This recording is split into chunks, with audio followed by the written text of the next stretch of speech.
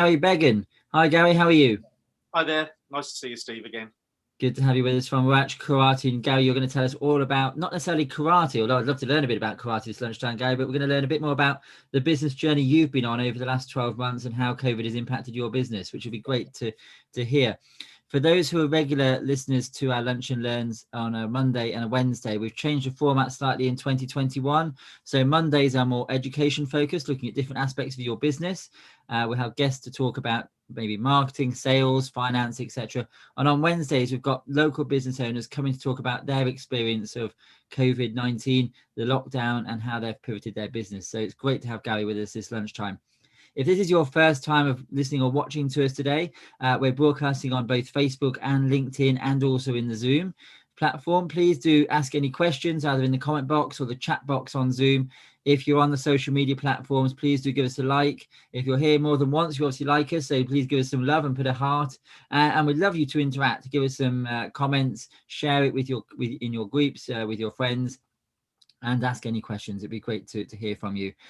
So Gary, I'm just going to put your contact details on the screen there, so anybody can reach out to you if they want to find out more on a one-to-one basis. Some of the great services and offers that you have. I know you've got very special offers I'm sure you'll come to at the end, Gary. But first of all, Gary, it's great to have you with us. Tell us a bit about how did you get into karate? Is it something that's come out of a passion of yours from a young boy, or is it something you've learned later in life? Tell us a bit about what started the business and when you started. Yeah, thank you. I started martial arts back in 1978 when I was at school, and started teaching Shotokan karate back in 1985, and it's really been a sort of a hobby since then. We've been running clubs off and on throughout the decades. It sounds quite a long time, but it doesn't feel like time flies when you're having fun, Gary. Yes. And then in about 5-6 years ago, I was made redundant from corporate life and decided to do it full time, and took the business and grew the business, and continued growing it until we hit lockdown, and then everything stopped. The world seemed to stand still. I have to ask, Gary, is it one of those things that you wish you'd done much earlier in life, or do you feel it was the right thing at the right time? I think it was the right thing at the right time for me. It just so happened that personally, I ended up having to look after my parents because of their ill health, and it just worked out quite well in that respect. Yeah. I don't know whether I would have been able to stick at it as a younger person, so I think it's about the right time, although I wouldn't dissuade anybody from following their passion and turning it into a business. Absolutely. There's nothing more enjoyable than doing something you love doing every single day, and it generates an income for you to live comfortably. I guess that the challenge on the other side of that is when it's something you have so much passion about, it is separating your hobby from your business. I guess that's a challenge. Is it a challenge for you, Gary? I think it's a challenge for anybody that has a passion, because you're then looking at purchases with your heart and not with your head. And you think, oh, yes, I'll just go and spend that money. And then think, oh, hang on a second, does my bank balance allow that? So, yeah, it is a struggle, but one that I think I've mastered now. I don't spend any money. You've got a black belt in it now, a master. And so how long has the business been going? So when did you formally start the business? It was originally a limited company. We set up a limited company, and that was back in 2007. Last year, I decided that the limited company structure wasn't working, so I went sole trader. So that's 12 months then treating as a sole trader. And on lockdown, we are doing everything now on Zoom. During the summer, where we could, we were training outdoors and keeping the students as happy as we possibly could. So going back to March last year, Gary, I remember driving up the motorway from my home down here in Kent. I was used to commute. Actually, lockdown for me, I've not missed the commuting, that's for sure. But I remember driving up the motorway, up the M6, and Boris was saying, if you can work from home, please do so, and instructing us all to do that. So, I went into the office, collected what I needed, and I've not been back to Birmingham since. Sadly, although I've been talking and speaking to an awful lot of businesses, but it's great what we can do online. What was going through your mind at that stage? What was your initial thoughts in that first few weeks of lockdown? Where were you personally in terms of mindset, and what were the first things you thought about in terms of your business? Well, we operate at 15 venues across the West Midlands. So I was travelling across the West Midlands all the time, from Tamworth up in the north down to Bromsgrove in the south, and from Dudley and Stourbridge across to Kenilworth and Stratford upon Avon, and we had clubs in all of those regions going practically 7 days a week. So when lockdown was announced, I thought, well, okay, we'll take a 2-week break and get back into the centres and everything be okay. And are these school based? Are they, or are they community centres, Gary? Are they school or community, or all sports centres? Sports centres, right. And I thought, well, hang on a second, we need to do something about this, because it doesn't look like we're going to be opening back up again in a few weeks' time. And like everybody else, I jumped onto Zoom, tried to get to grips with it very, very quickly. Complete learning curve. Was contacting my students and telling them that's what we were doing, and we just took straight to it. And I started doing Zoom classes 7 days a week. And were your clients, I don't know, I'm sure a broad age spectrum, were they as quick to jump onto Zoom as you were? I mean, was it, I guess, a bit of a challenge trying to deliver what you would have normally done in that very relationship based service, isn't it? Seeing people face to face, learning tips and tricks and techniques, to suddenly doing it on a screen. How has that worked for you? It's been mayhem. There's been no broken TVs, I hope, yet. It's that's always good. That's always good. Our youngest student is 4 years old, and right. Our oldest student, Mike, is 77, and he's been with us for 18 months. So there's never a barrier to actually taking part in the classes, etc. It's a little different at home, because obviously they're in their own environment and they're used to jumping around and doing their own thing, and then you're having to ask them to stand still and to behave themselves and to do particular moves so that they're safe. But in reality, we can use various techniques to get their compliance, using the parents, etc., to reinforce that. And it works. We are now beginning to see a little bit of growth in the business, whereas initially we'd lost 65% of the business as a result of lockdown. 60. When you say lost, Gary, sorry to interrupt. When you say lost 65%, that's a huge impact on the business. Yes. And was that clients that have lost and not come back, or?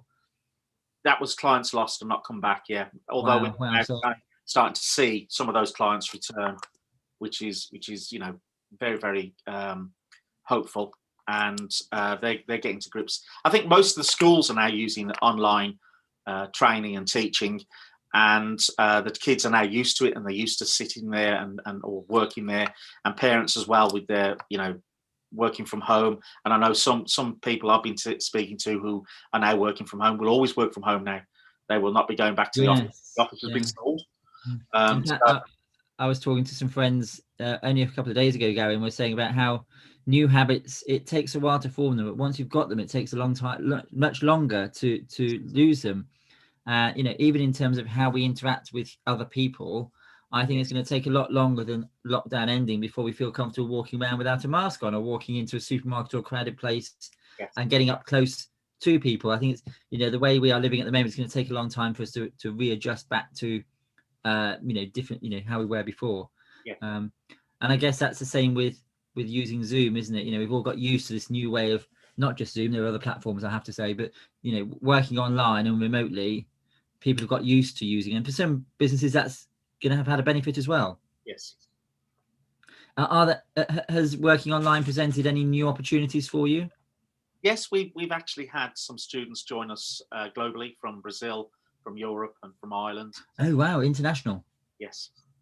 Yeah. So I'm also speaking to some of our students who have relatives in India, and they want us to run a course for them there. So yeah, it's opened up a massive marketplace because of global reach, and we'd love to take full advantage of that. So you've gone from being a local business in Birmingham with, how many, was it 16 venues, did you say, something like that? Yeah, 15 venues in Birmingham and the surrounding area, to providing courses that have got a global reach online. Yes. If I'd have said that to you 12 months ago, Gary, said you're going to be an organisation offering services around the world, what would you have said to me? Yes. It would have been hard to believe, though, wouldn't it? I think, Yes. But I often talk about my children's birthday last year when, we had an online Zoom party for 3 generations of the family.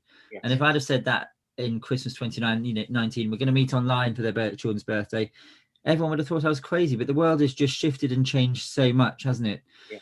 So how have you adapted the way you deliver your services? Is it, the content of your courses? How have you got about doing that? Well, normally our karate sessions are all grades. So we've got white belts through to black belts, and we maybe have 2 or 3 instructors in the class at the time and split the class up. We can't do that on Zoom. We can't have 2 or 3 instructors. So what we've had to do is split the class out. So I'll have a beginners class on a Monday where we bring people in and explain what we're doing, how we do it, and the terminology we use. Then we have the lower grades for the first hour, and then the higher grades for the second hour, which is working really well.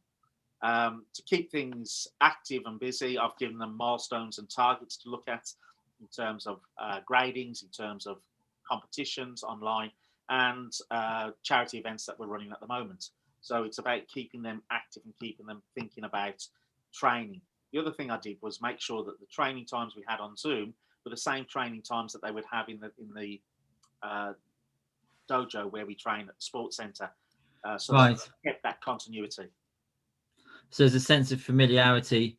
If you go, I think of my daughter's ballet lessons down here, and she used to go at 10 o'clock every Saturday morning, and they are the same time but online. Yes. So there is that same structure to her weekend, and I guess it's helpful for your students to have that same consistency in terms of dates and times. In terms of how you've actually delivered the service, Gary, the back office systems, taking payments, etc. I guess you've had to change some of that as well.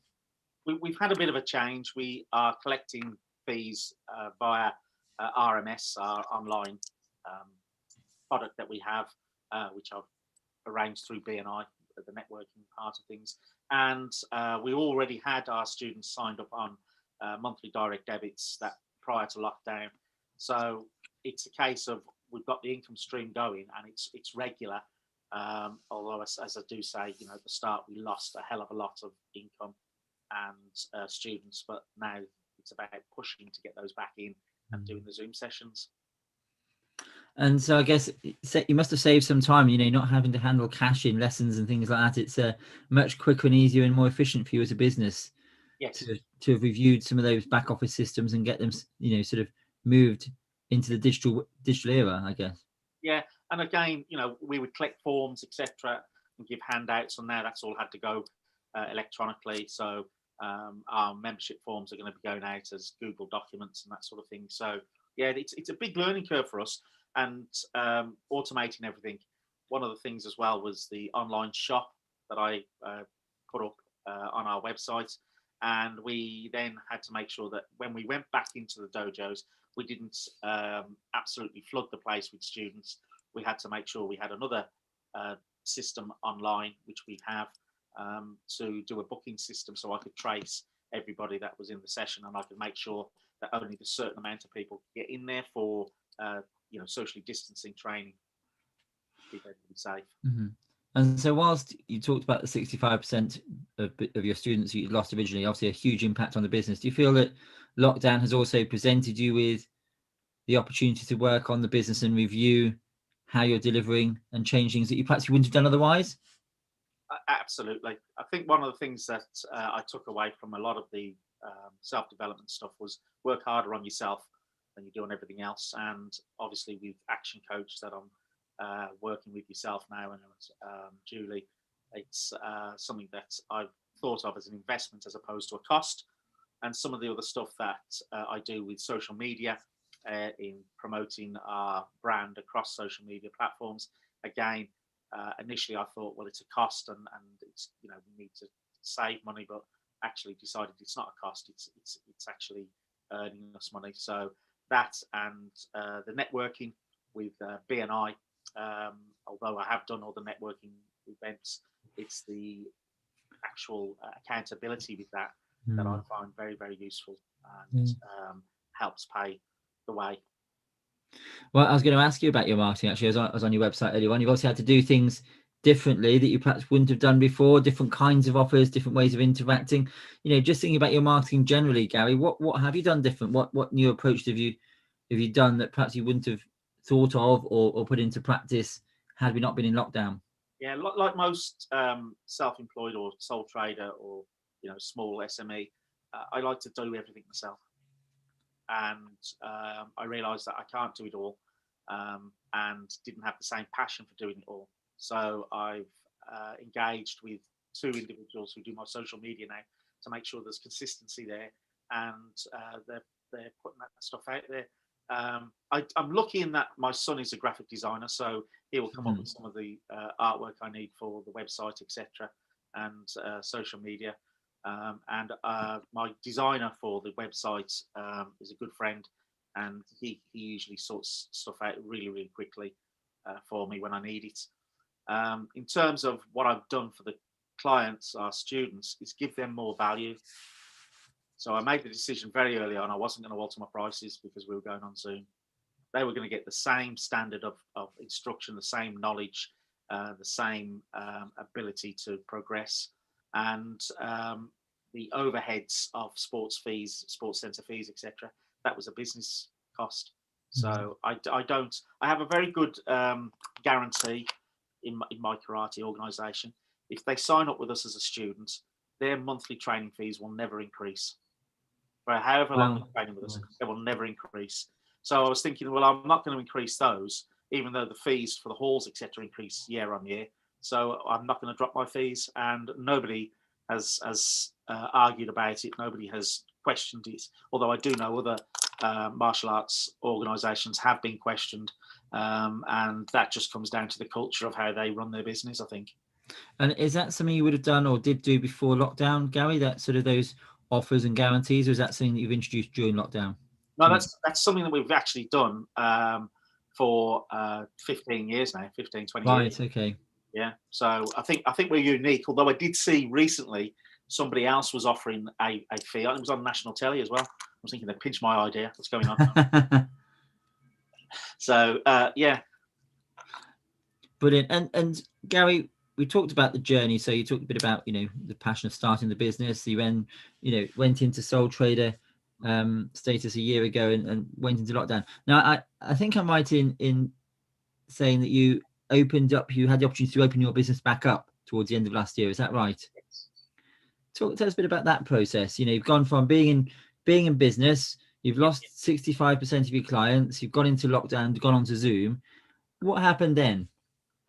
The centres decided to open up again as a part of the tiering system, and it was tier 3 we were in, so we could open up.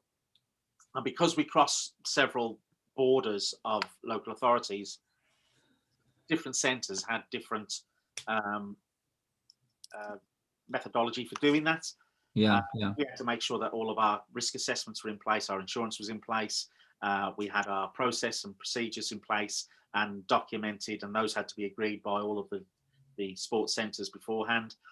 And we were then inviting the students to join us and make sure that they registered on the website before they did, so that they could be agreed to turn up. So it was a case of you weren't allowed to travel from one tier area to another. As an instructor and me going to work, that's how I was able to do it. And we opened up a number of the centres. We didn't open all of them because some of them were remaining closed, but the ones we could open, we opened, and we managed to generate some new students as a result of that, who are now still training with us on Zoom. So really thankful for that. And how long was that period of reopening? Was it a couple of months? Yeah, it was about 3 months, after 2 months. Yeah, and then we shut down for the month, and then reopened slightly, and then shut down again. It's and it's a bit of a roller coaster, hasn't it, over the last 12 months for many businesses. And I know that sort of gyms and fitness, community centres have taken the brunt of it in many ways. You talk a bit about you mentioned how you've reopened slightly, and you touched on COVID secure venues. I think the phrase you're alluding to. How have you gone about sort of reassuring new students and parents and clients generally that you've got the processes in place? You know, how have you gone about that in your marketing and your communications? It's mentioned on our website. We have it on our website, the policies and procedures, the actual risk assessment documents, etc. We've gone through with the Sports England, and all of the black belts that train and teach with us have had input to that. We make sure that we have the hand sanitizer with us, our own, and that we use that before and after. We have places marked out on the floor for people to train in. We make sure that when they're taking a water break, that the water bottle is near to them so they don't have to cross over anybody. And it's a one way in, way out system for the training halls. And wherever possible, when it's not too cold, obviously we keep the doors open so there's ventilation as well. Yeah. And the parents have to stay outside. Does each participant have their own sort of training square or mat on the floor? That's their space, is it? Yes. And quite frankly, that's how we train anyway. So there's only a small impact on what we're actually doing in terms of how we train. So normally we'd have on a Tuesday night, we'd have 70 plus students in the room, and we would have enough space for them and enough instructors for them. But on a Sunday where the hall is smaller, we might have 40 in there. So it's a bit of a squeeze, but we've had to limit it to 20. So we've had to look at whether or not we take the decision to increase the overhead by having an extra hour in the hall, or we do something different. So at that particular time, we hadn't got the capacity to go with more hall space, simply because they were shutting at 4 o'clock as opposed to the 8 o'clock that they would normally do. They didn't have the staffing to do that. So we decided we would do a indoor session and a Zoom session straight after. So what was happening was I would do the indoor session in the sports centre, walk into the car park and do a Zoom session from the back of the car. Wow. Dare I ask, have you tried combining the two? Is that something that wouldn't work in your field? We do. And it does work to a certain extent if the grades are high enough, because they can be left to their own devices, as it were. If I'm trying to explain techniques, etc., to students who are lower grades, you tend to lose the class a little bit. So we've done it. It's a really hard way of working. Right. So not something you would want to do longer term. But talking of longer term, Gary, what does the future look like for Roach Karate in terms of opportunities and the way forward? Are you looking forward to going back to just being in person? Would you think you'll carry on online? What is your future? I know we don't know when restrictions are going to ease, and that the timescales are perhaps unknown. But in terms of your plans, what are the plans for your business going forwards? The plan is that we will continue with online training. We will continue to provide a beginner's class, and we will continue with the indoor training wherever we can get those open. We continue to grow those clubs and open more clubs. So we've got a number of students at the moment who are going through their instructor training with us, and we've got probably 12 now doing that with us, and we're looking at next year potentially they'll be opening their own clubs in areas that we don't currently operate, so we'll be looking to grow the business that way as well. Right, so almost like not like a franchise model, but a license model to use your brand and your name, etc. And you'll continue online then, you think? Yes, because of the fact that we can do this internationally and it works. I'm already discussing with a instructor that we have and that we use, and we used to bring over from America to do something online, as well as instructors we have here in the UK, in Manchester, that we used to go to regularly to train with. So it's really about giving the students the best possible service we can with the best in the world that we available. And Gary, what about the competitive side of your sport? How's that been impacted? We can't punch anybody anymore. Simple as. Yeah, but we can do kata, and we are planning a virtual kata competition at the end of February with our students, and we do this every year. We did one last year online, and it worked out really well. We had a great time doing it. and we'll do it again. So, and I guess that can be international students as well as local here in Birmingham. yes, absolutely. Yeah, absolutely. There are some international competitions that are running, and they're running online on Zoom that we can take part in. And some of the students have asked to do that, and that's absolutely fine. We can do that.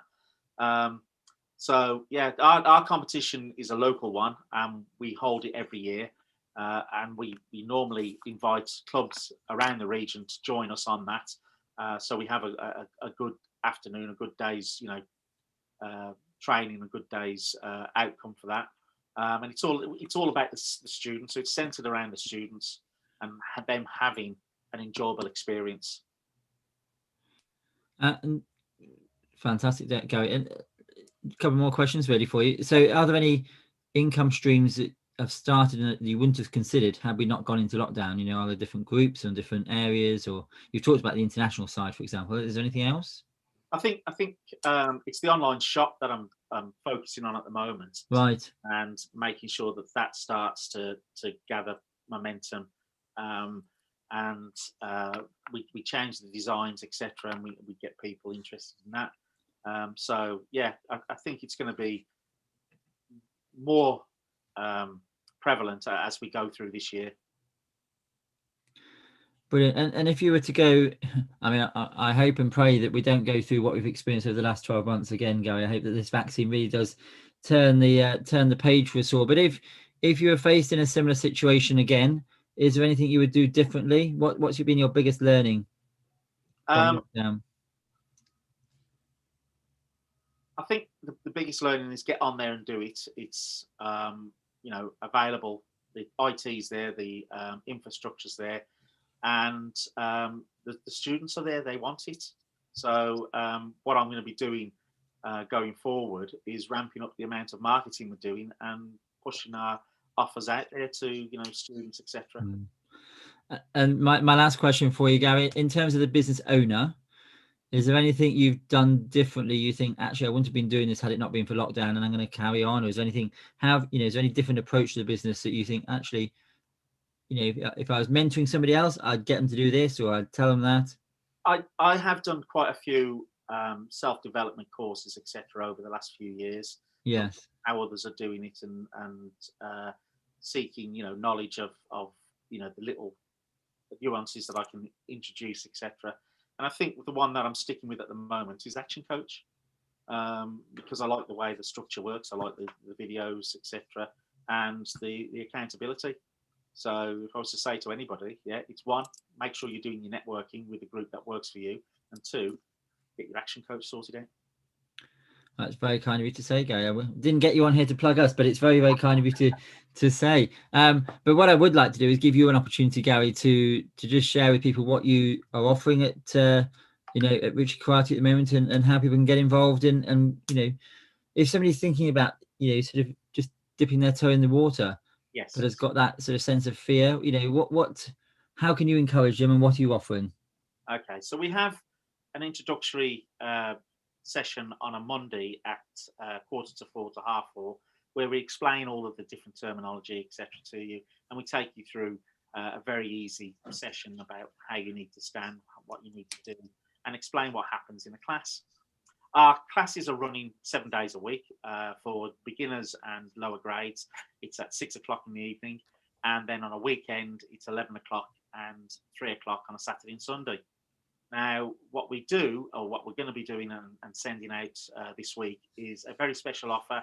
Your children can train for free on a Tuesday and a Friday at 6 o'clock, and enjoy the training with us, and give yourself a break of an hour, so that they can scream their heads off and bounce around the room, hopefully very safely, whilst we instruct them in Shotokan Karate.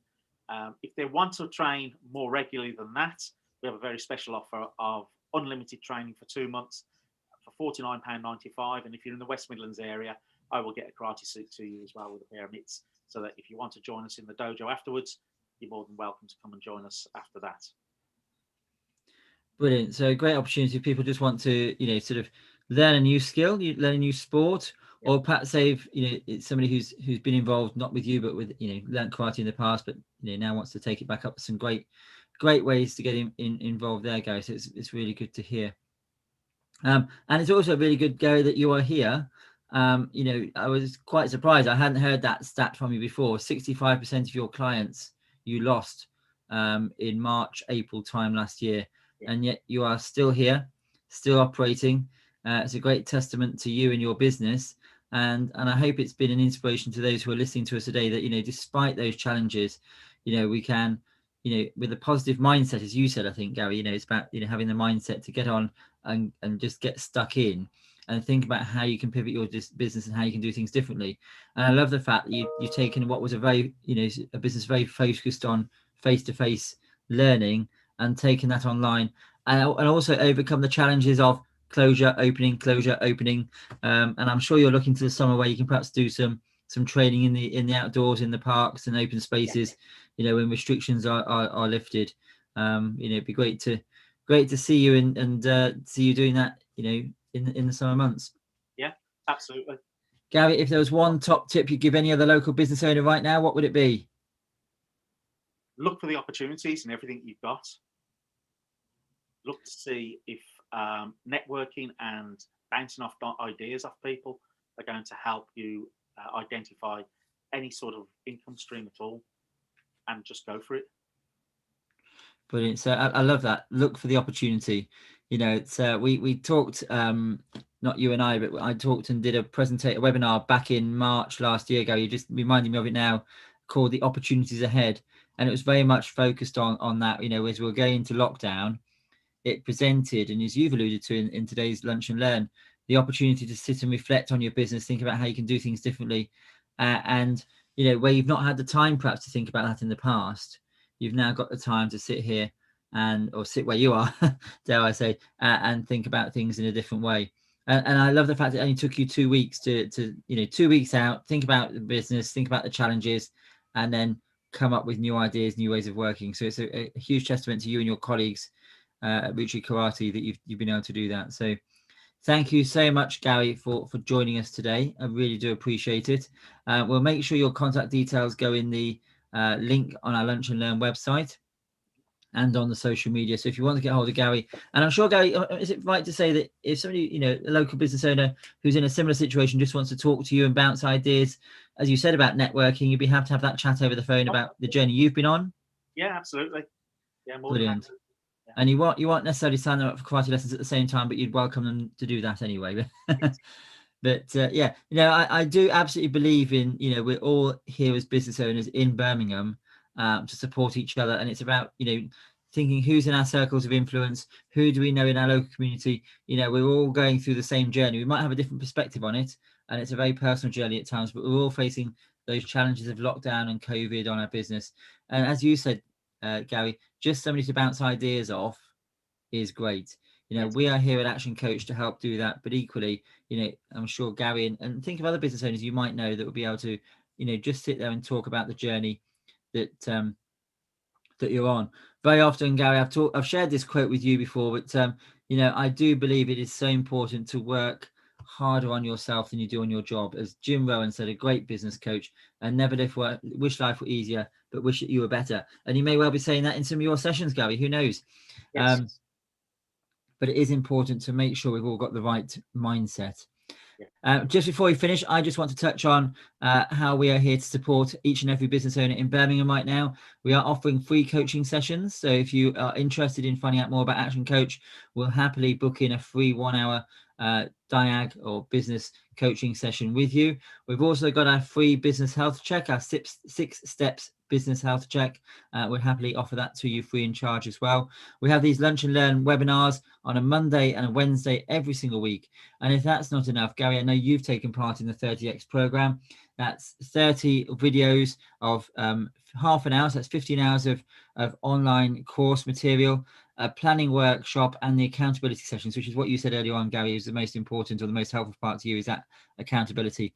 And the great thing is that's only £30 a week with no contract. So you can dip in for a week, you can dip in for 4 weeks, entirely up to you. So if you're interested in that, then please do get in touch. And of course, for both Gary and myself, we'd love you to connect with us on Facebook, on LinkedIn, visit our websites. we'd love you to make contact and we can have that conversation, whether it's business related, whether it's talking about Gary's journey, or whether you just fancy taking up karate and burning up some of that energy and getting fit.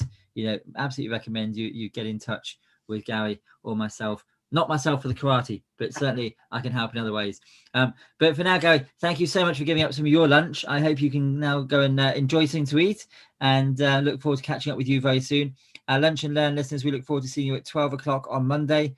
And until then, stay well, stay safe, and we will see you very, very soon. Take care now. Thanks, Gary. Bye now.